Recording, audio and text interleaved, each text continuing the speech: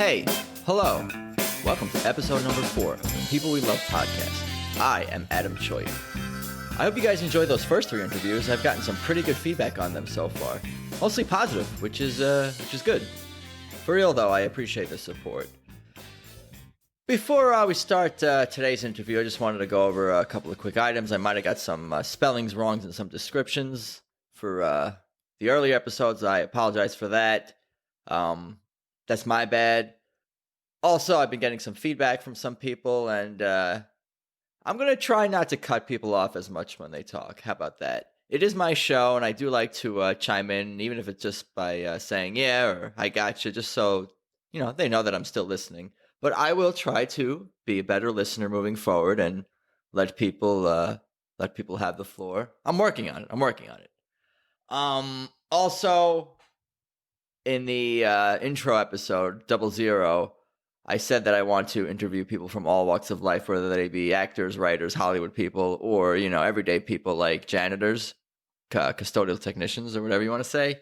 But seriously, I didn't mean to offend or put down anyone who works in that field. Much respect for anyone who's a hardworking individual trying to put food on their table. For real, though. Respect. Anyway, today's guest is Jason Sean. It's spelled S-E-A-N, but pronounced Sean, so better get that right, people. Anyway, Jason is a Cambodian American actor and writer thriving in Los Angeles. He was born and raised in Long Beach, California, and has spent a good amount of time working at various nonprofit organizations and teaching high school health. Jason is a multi-talented man and is also a graduate of Upright Citizen Brigade Theater and Improv and Sketch Program. He can be seen doing improv and performs as a storyteller all around Los Angeles. Today, he's going to be telling us all about someone who made a big impact on him, a teaching mentor of his, who we're going to keep anonymous for today. We're going to refer to her as KT throughout this conversation. So, without further ado, here you go, Jason Sean. Well, it's good to see you today, Jason Sean. It's good to see you too, man. Thanks for stopping by the studio here. No problem. Happy to be here. Yeah, how you been? I've been good.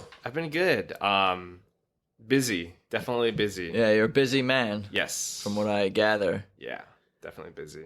But we were here to talk about today we're here to talk about, who is it we're here to talk about? Today we're going to talk about my mentor teacher from when I was a teacher, KT. Are you still teaching? I substitute teach now. I was a full-time teacher, and now I went to subbing to pursue other... Of course. The Yes. things I mentioned in the intro. Yes. That's right. Cool. Well, let's, you said you taught health. Yes. And what ages did you teach? I started off Or do teaching you teach? Middle school. I ended up at high school, but I a student taught, and I trained teaching from 7th grade, about 11, 12-year-olds. What do you, who did you like more dealing with, the high school kids or the middle school kids? At first I like the middle school kids because it's more fun. You can see they're really you can change their minds because they're not really set in their ways They're yet. less set in their ways. Yeah, but high school kids you can be more real with them, and they're not as sensitive and as impressionable, so you can be really blunt and straightforward. Yeah, you can mold the younger kids, but the older kids you can kind of relate to and have more almost adult kind of conversations with. Exactly. But neither age group is particularly mature in any No, in they're any not. way. They're No, not. This depends on the person. I wasn't then. I'm working on it. Oh. I'm getting there. I'm not the most. When I first started, I wasn't the most mature, so I would always have to play this character of a teacher as opposed to. I think that's how a lot of us ended up in Los Angeles. Although you're from Long Beach, of course. Long Beach. But you spent quite a bit of time in LA proper or whatever, for sure. So you taught health and you taught middle school and high school, and you enjoy this experience, other than the kids being difficult from time to time, or more often than that, maybe. I loved it. I definitely wouldn't change anything about it, really. I definitely had to make some hard choices with leaving jobs and choosing where to work. But I love the experience, and I love helping people. So I think that's what got me really excited about What specifically about within health did you teach? Just because I remember I did take health. It was just very general, some sciencey stuff, more fitness stuff, and I definitely biology focused, a little bit in there. on like the fitness stuff, because the reason I became a health teacher because I was overweight as a child and like technically obese, and I was just like, I wish someone would have just told me that this stuff is bad for you. Like people, you wouldn't know it, but then you wouldn't really be taught it and why. And that's why I went into teaching it. And then, yeah, it's definitely an experience for that. Have you had an effect on, do you feel you've had an effect on your students' lives in a positive way? Or even, I feel like even if you just made an effect on one person's life, that's meaningful. So did you have it? I did. Like, sometimes you don't think so, but sometimes I look in the students' eyes. It sounds really cheesy, and then I see them understanding what I'm talking about. Like they're nodding their head or grasping it. That's great.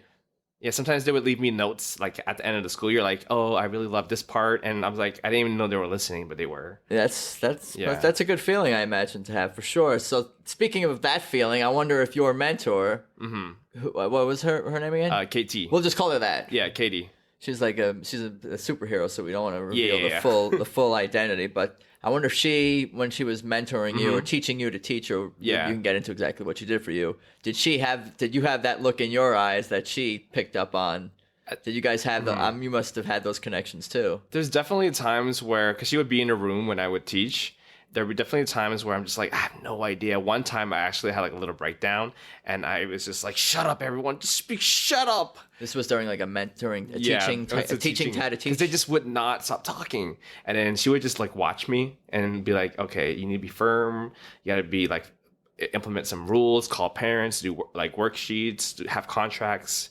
She broke down the steps for you, so it didn't seem overwhelming. Yeah. She was a calming influence. Definitely, on you, and she was always like really straightforward and blunt. And I'm kind of that person as well, but I didn't really know how to apply that to like the teaching because of my personality. She helped you find the skills within that you already had within yourself, maybe, and like bring it out. How long did it take to get comfortable? It took a few months because it definitely took a few months because I was still like really shy with like disciplining, and like especially with 7th grade, they definitely need that. I'm gonna call your parents, or like, what's the rules, expectations? Are we following it? Like, what do we need to do? So it took a while, it's a couple months to get comfortable. Did you watch KT teaching? Did you see her in her element and all her glory teaching as well? What are the things that you saw her do that worked for her and maybe worked for you too? She definitely taught me. She did a lot of using her personal life as part of the stories to teach like lessons. And there was like this particular time where she would talk about how like about like responsibility and like stress, and we had a section about abuse because we teach about abuse as well. And she is a domestic violence survivor, and then she would tell her personal stories about how she used to be abused, and then how she like took her kids and just went in a car and just drove away from. I can only imagine that's husband time. Yeah, that's scary, but that's. You do what you got to do, I guess. Exactly. And she did the right thing. It sounds like, for sure. Definitely. And then she was telling this kid's story, and I could see their faces. And sometimes I'm like, "Yo, was that a little bit too much? Was that too real for the kids?" But maybe that's sometimes what sometimes you got to tell kids. Santa Claus isn't real. Sometimes there's people deal with nightmares for real in their lives, and I guess her being vulnerable and being herself. Yeah. Otherwise, if teachers don't, they're not vulnerable at all. They don't seem human. They're just a character. It's someone to annoy, just like, throughout your day as a kid. Yeah. They're not a real person. Exactly. She became a real person. Exactly. And the students respected her for that. Well, we don't have to say the school, but where, like, what...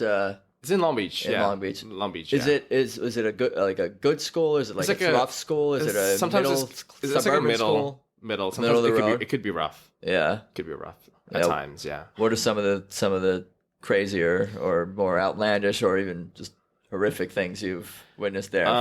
Whatever you want to share. One of my students ended up taking a pill. Viagra pill from his older brother, and he came to school, and then he had a full-on erection, and he couldn't control it. They had to put a sweater on him and walk down the hallways, and again, he was like in 7th grade, so he was like 12 years old. Why not just send the kid home at that point? That's a medical condition. So we according to the commercials. Yeah, I know, right? Yeah, that sounds like a medical condition. So that was definitely one of the things where yeah, like crazy situations like that, because like parents at home aren't really like supervising the students, so they can just pretty much do whatever they want. You were mentioning it might. So yeah, Yeah. Is sometimes saying, "Oh, I'm going to call your parents," is that not even a threat? Is that even, or is it? That's usually a threat. Like sometimes we say that threat, and then sometimes kids would be like, "I don't have any parents." Yeah, so that's. Oh man. Well, I'll call your guardian. It's just like sometimes it's like. What do you? It's tough to follow that up with a disciplinary. It's exactly. It's like no, maybe you shouldn't be in trouble. Mm-hmm. But yeah, you got to discipline all these kids in one way or another, even if they come from from unfortunate situations. It's not gonna help them to let them get away with bad behavior. Yeah, they're my favorite subject teacher. I teach sex ed as well, and whoa, a lot of the times the students, that's their favorite subject as well, so they listen to a lot to it. And then one student, because I had like an anonymous question box that I try to like answer questions, and then one student said, "Can I use a Ziploc bag as a condom?" Yeah, because I do, and it works. Because I do, and it works. It works. And that was the sentence that he wrote? It was something like that, like, "Can I use a Ziploc bag? I use Ziploc bags, is that okay?" Because like they don't really know about condoms, and they don't have condoms, so they would use that. Yeah, that's not ideal. It's not ideal in many ways. Yeah, so it was definitely like stuff like that, and it was fun to teach, and then like they can actually understand it. And I know some of the students are like, "Oh, I'll remember this forever." Yeah, that's good. What about any other KT stories you got, or anecdotes, or moments between you guys that you guys have shared? And have you ever been able to express your gratitude? I'm sure I have. You're a nice guy, so I'm sure you've been appreciative over the years. But is there any moments that you guys have experienced together where she felt the love from you? Yeah. I would. We would go. I would buy her lunch, and I would bring her like this coffee from this place nearby, and she just doesn't know where it is. Even she doesn't know where the coffee. Yeah, and I bring it to her. She's a great mentor with no sense of direction. She doesn't. She doesn't know like teacher. Yeah, oh, this is on this street. This is one of those. She's like a really passionate person, so like she's more like locations, like feeling things. But I bring her to like this coffee, and then she's always so grateful for it. And it's only like a few bucks, but I bring it to her, and it just remembers. It's been like years now, like 7 years. And then I come back every once in a while, and we had so much fun teaching because she taught me how to use like humor and comedy in teaching and just being yourself. Yeah, we'll get more into that and where that's taking you in a moment. But that's cool. So you bought this woman coffee every day? Like when I did you go to Starbucks? No, I would go to like this Asian market and just get like Vietnamese coffee. So it's not $4.99. No, it's like $2. Because I was doing the math and I'm like, this woman. No, I mean, I know she's helped you over the years, but it sounds like she owes you. No. I don't know how much the coffee is, but she taught me a lot, and I valued it. And she's definitely one of those people that like help cater like to the way I teach, and like at that time I definitely needed it. I definitely needed someone to just to help. Did you see her helping other people as well? Yeah, like she would other teachers. She did not work with other teachers really well. Well, not with other teachers. Yeah, not with other teachers, but other would-be teachers who are pursuing it, like yourself, like people in your situation. Just help people that were. There was one that she did, and that teacher ended up going a little crazy. Like she was like chasing students. Like it was like ridiculous. So I think she's more grateful for me being like. That might have been a flaw in that particular person's personality more than the teacher. Than taking definitely. Some advice too far or something like that. But get back to what you mentioned a moment ago. You're saying she didn't get along with other teachers. Oh yeah, she like. What is that all about? There's like a lot of the teachers. This person's supposed to be perfect. Everyone who I interview, and they're supposed to talk about someone who in their life who is the perfect individual, the perfect role model citizen all the time. No, I'm interested in this. Because she like she would taught me and like train me like, hey, don't talk to any other teachers really, because like everyone's really gossipy and like some teachers are, like out of it and things like that. And I'm like, oh, okay. So I didn't really go to the teacher's lounge. I didn't really associate with people unless I really had to. So I mainly stayed in my room because she didn't. She's not like a small talk person. And then other teachers weren't. Was it a big school? It was pretty big school. It was a pretty big school. When she kind of gave you that? I mean, I understand that there's gossip and it's high school for teachers. It's high school for teachers, adults also. Definitely, for teachers and adults also. But did you ever think like, this woman's, this is a little over the top because I want to be friends with I mean, who are the cool teachers? I would in this school. Were there any? It is. There was. There's one like Mr. E. He was next door, and we got along well. And I would visit him here and there now, but then she got along well with him as well. But then there was other teachers that didn't like her because she's more like free spirited, and some teachers like really buy the book. Like, there's no talking in my class, and she'll discipline them and stuff. So it's like all these movies with the rebel teacher or the rebel doctor or whatever. People don't like them, try to get rid of them, stuff like that. It's like really the hippie, whatever. Exactly, it's crazy seeing other teachers act like little kids though too. I'm surprised like some of the kids like. The students would, because the students are honest. They're like, our teacher threw a desk across the room and nothing happened to her. The student teacher cussed me out. She's after me. I know it. And then I would like hear the teacher is like kind of after the student. So it's kind of scary to see like how teachers can like be so petty or emotional or immature.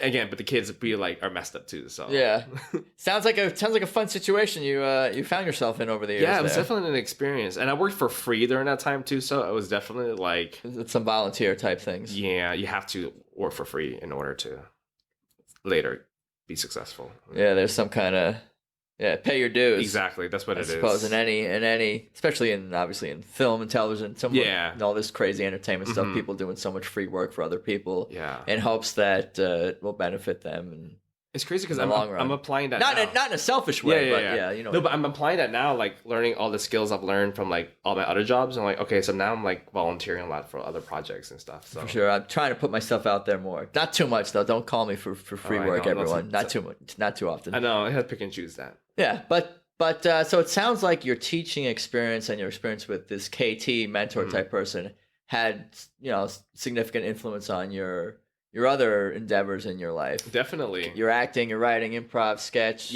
all that stuff. Talk about some of that and how maybe those teaching skills have come into play, or what you've learned from KT that helped. From what I learned, definitely you have to be yourself. She was always herself all the time. She was herself with teachers. If she didn't like them, she's not gonna talk to them. She was herself with students. If she called people out, she would make students cry and try to like change their lives, like if they were like misbehaving. Not in a mean way, just like in a blunt. Be like, she would have them stand up and be like, "Look what you're doing. Look, everyone's looking at you. You want the attention? The attention's on you now. You ruined the entire class. Like, why? Like, how can we fix this? Embarrassment, shame, and guilt. Like, they're not my favorite emotions, but I think they do have some value because they encourage, I think, what's it called? Reflection. And that's thinking. What it was. That's what it was. And the students, some of the kids, they would like cry hysterically in class, like after she would like scold them. But then later, like the next day, they would come up hugging her. So it was like really like, wow. Like, it was really weird to see. And then now I'm just like, okay, definitely like my interactions with people, I definitely have to be real with them. And she's kind of, it's like you have to, I know you have to like, not be fake sometimes, but just like not show everything. That's kind of what I was going to just ask is like, I feel like there's like different people have different versions of themselves. Exactly. But it doesn't mean that any of these versions are not genuine. True you. You're just not, you're reining it in a little bit. Yeah. And I definitely because I definitely know or choose when I could be animated or like try to make jokes and stuff. And I can definitely just stand there and be patient and listen. I think she taught me that, like just listen, absorb, because like those other teachers, she wouldn't talk to them really, but she would just stand there and listen just to like know like what's going on and not like be set up in situations. I think that's a big thing with this for me, and I've mentioned it before, is that I think this will help me be a better listener in multiple areas of my life for sure. So that's cool. That's quite something. And what about is there anything else that you've applied to either from her and your teaching experience into your writing or your either specifically your sketch or improv? I mean, because I imagine teaching and you not knowing what these kids are going to say or do during any given class period requires some improvisation on your part to handle. Do you find some of those skills useful today? Yeah, like some days, I'll admit, some days I didn't have any lessons planned. But then as a teacher, you can't let the students know. Like there would be no, like sometimes that is not what I was getting at, but okay. Yeah, like no, that's funny though. No, it's crazy. Like I would have a lesson. I was like, oh fuck, I have no I don't know what I'm doing. So sometimes, and then sometimes she wouldn't really know too. So we had to plan and stuff. And there'd be some days where I'm like, that definitely did not work last period. I got to change it up and adjust it like that. Yeah. And then again, like improv and I gotta think quick because then the kids will act up if I don't I'm not. They sense the fear. They do. They're like sharks, and they will make fun of you for the thing you're most insecure about. Yeah, they definitely do. Yeah. I'm not basing that on my personal experiences or anything. Just so everyone knows. Yeah, so definitely learn to be quicker and learn to adapt. Adapting is like definitely something I've learned, and then applying it to definitely to like auditions, like getting a lot of rejection, like bouncing back. Thick skin and just just the ability to keep going and deal with tough situations. Just the whole teaching experience with all these rambunctious kids is helpful, it sounds like. Endurance. Definitely endurance. Yeah. Stamina.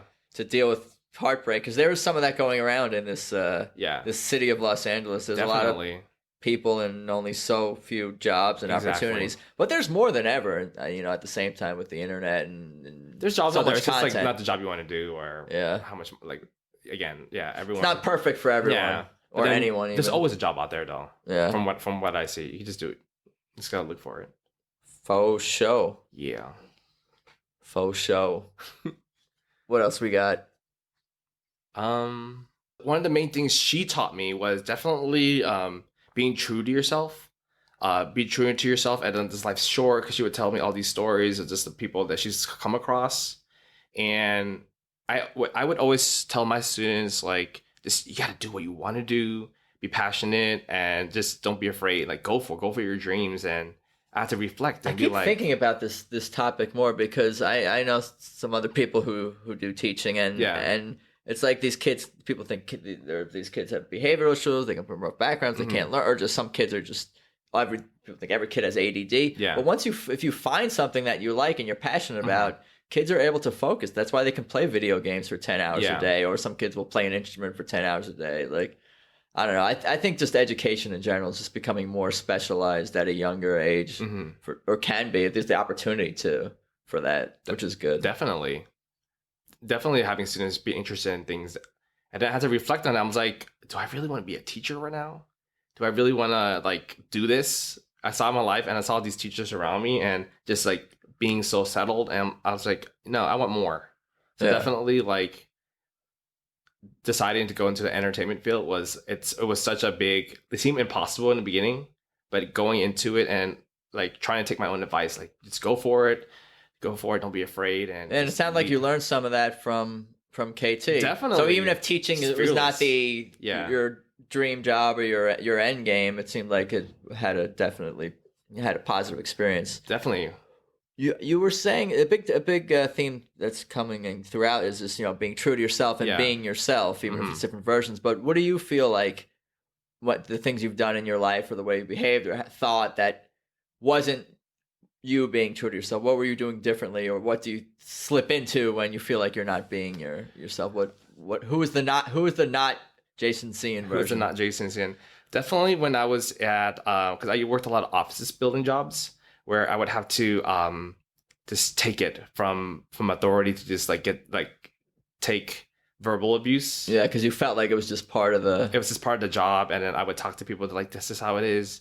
But to me, it's that's not a good enough answer. And then I'm always why am I keeping myself in these situations? Because I would try to stand up and be this isn't right. Yeah. And then there was times where I would have to take it. I'm I need a paycheck. I'm that's not how I want to live. Yeah, I have a bunch of conversations with people, and some of them don't have the best bosses in the world. Yeah. And when you have a job either that pays well or you like, or there's something about it that you like, but you don't have the good boss, I feel like some people forget that not every boss is like that. You just whatever your world and your reality is, you kind of forget that. Yeah. That's not necessarily reality for other people and for the world outside of your little bubble. So yeah, there was times where I wouldn't stand up for myself, and I was that's not me. One boss actually called me stupid in front of everyone, employee orientation. That's fun. Yeah, right. And then I was is this a prank? Are you making a joke or something? Literally called you stupid. Yeah. That's you don't even hear that anymore. Usually people are, what's big is the passive aggressiveness or the sarcasm. So be happy the guy was at least honest with you. Oh yeah. Maybe not be happy. In front of everyone. And I reported to HR, and they're we can't really do anything. She's the boss. I'm like, okay, like that's how it is. And then that's when I left. I was like, Yeah. definitely not being true to yourself in that way. Or yeah, I don't know. I don't have to answer your question, but just like No, that definitely was a great example of it for sure. That's awesome. So, well, tell me about what you're working on these days. these days, I'm taking acting classes, more acting classes, and You haven't perfected the craft yet? Oh, never. It's never perfect. Of course. There's always something more to improve. So I'm taking weekly acting classes. I'm taking improv classes. I perform a lot of live shows, and I do like storytelling and some stand up. And I'm writing a pilot right now, so I'm doing like. You are a busy man. Yes. How do you find time to work on all these things? I definitely have to say no to things. Yeah. No to things that I don't think are productive, or like sacrifice times with like friends and family, and be like, no, I can't go out this night, or no, I can't do this or that because you are such an adult, my friend. I know. It's Look like at you having to stand up and be like, no, I'm not going to do that because I have to do this instead. It's definitely sometimes I'm like, oh, I am mature. And then I'm an adult. That's a good skill to have is to be able to say no, because you, my friend, I think are on a path to very much more success in your life, and that's going to be something that you're going to have to deal with. Is saying no to annoying people who are going to want things from you, I imagine. Definitely. Like me. Oh, no, I'm happy to be here. Yeah, that's good to hear. Yeah. And what about how can people find you? How can people follow your work or find your work? Or people could find me. I have a website that I try to update, jasoncian.com, or you can find my Instagram through that. This is _Jason Cian. SEAN. SEAN. Not Sean. Cian. Jason Sean. Yes. Like SEEING. apostrophe. Yeah. That's right. IN apostrophe. Yeah. Jason there you go. Cian. Yeah. And then which is crazy because I would do these Instagram stories and post stuff, and then like it would get me auditions sometimes. I'm telling you, this is like if anyone's out there, like if you're looking for a particular role, you can, go ahead. You can cast yourself right now. So exactly, especially because I'm Cambodian American, and I haven't even met another Cambodian actor. Like I've seen a couple, and like it's different. It's different because it's like a different kind of Asian. So people like when I go on auditions, they're like, can you just do an Asian? I was like, oh my god. Or they're like, can you speak Filipino? I'm like, no. Or can you do this? I'm like, and it's so bad sometimes for when I go on auditions. That sucks. I have these conversations all the time about how hard it is for people like yourself to find roles. Especially because like I'm darker skinned, so sometimes I would go for like different roles. Like, let's see. So let's go down the list of how many different ethnicities and different kinds of people have you auditioned for or participated. This worst one, I was like, they're like, we don't care what accent you do, just do any. Oh my god! I know. They're like, just do any. They're like, do whatever you feel like would be an Asian accent or a foreign accent. I had to go for an Indian role one time. They're like, can you do an Indian accent? And then I did it, but I really didn't feel good about myself. Like I felt like it was just a character. It's a tough call because you want to find work and you want to get paid and you want to get yourself out there, and someone else is gonna do it. Yeah. And then like, how much is your integrity worth? It depends on the role. Yeah, it depends on the role. It depends on. Is this a reoccurring guy with an Indian accent, or is this just like it's just like, hey, yeah, I mean that's how you play. And the character name was like Jason Patel, so I was like, oh, I definitely couldn't do justice to that. But it's slowly changing. Yeah. Not fast enough, but I definitely see a change. For like 10 years ago, I wouldn't have the courage to do this, but now I'm seeing some stuff and seeing some people like being successful and working. Of course, like Crazy Rich Asians and things like that. I did a audition for that one time too. You auditioned for that film? Yeah. Didn't get it. Yeah, I didn't see you in the movie, unfortunately. I know. Well, maybe there's going to be 7 sequels probably. 7? Did you just say kidding. 7 sequels? But definitely there might be 7 sequels if a franchise is making money in this town, they're gonna milk it till it's. It's the Asian community is pretty small too for that. So like I've met some people from the film. So I'm sure. It's so weird because you don't want to be like good job, but hey there, can I join? Like there's like a really weird like You some can't, social yeah, cues. you can't ask for stuff. Basically, you just got to No, kind of it's, put like, so yourself weird. out there, and Yeah. you slip in what you're working on. People know. I People know. know that everybody. Yeah. Just got to be nice about it. It's really, I guess, I mean, it's like that with any business. Yeah, you bring your friends in, then Yeah, So people I was want trying to meet to people, work with yeah. who they know and who they like Yeah, and who I they mean, or referred Exactly. and come with some Yeah. credentials for sure. But anyway, it was good to talk to you. Dude, I'm glad thanks you for having came me by. here. This was fun. We'll do this again sometime. Definitely, man. KT, KT. quite the person. She is his trip. Wow. When are you gonna see her soon? Yeah, I'm probably gonna see her probably Christmas. Maybe I get her coffee. Cool. Okay, well, go reach out to her now. I will. Go work I will. on it, man. Good seeing you. Thanks, man. So there you have it. My interview with Jason Cian. Hope you enjoyed it. Some pretty interesting and inspiring stuff there. I thought so. And I'm definitely looking forward to catching up with Jason and seeing him perform and do his thing very soon. For now, you can follow this show, People We Love, on Instagram and Twitter. Just look for the red logo in white letters, People We Love. And there's also a Facebook page now for the show as well, if you wanted to follow on there. And as far as listening to the show goes, it's now available on Spotify and Stitcher in addition to iTunes. Really, just search People We Love or Adam Choate, my name. Really, any combination of those 5 words should probably land you the show. And yeah, it's available on those 3 outlets as well as probably other places I'm not aware of right now. And I would really appreciate if you guys would leave a positive iTunes review. That's helpful as well. But thanks again for listening. I appreciate the time, and hope you listen to episode number 5, 6, 7, and beyond coming soon. Talk to you guys soon. Bye-bye.